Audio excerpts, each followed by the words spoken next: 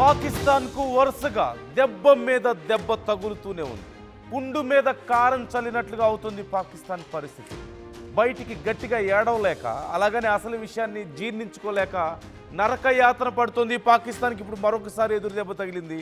Pakistan military vehicle టార్గెట్గా Balochistan liberation army bomb దాడి చేసింది.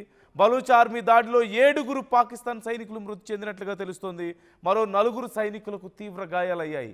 బలూచిస్తాన్లోని కాచి నోసుమ్ ఏరియాలో ఈ ఘటన జరిగినట్లుగా తెలుస్తోంది.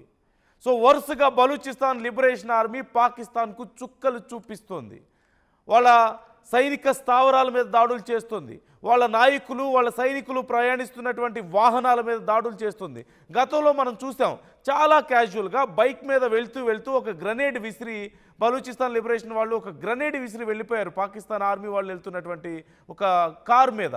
అంతే, కారు తుక్కు అయిపోయింది. లోపల ఉన్న వాళ్ళు ప్రాణాలు కోల్పోయారు. అంటే ఎంత క్యాజువల్గా వాళ్ళ మీద అటాక్స్ చేస్తున్నారో మనం చూడొచ్చు.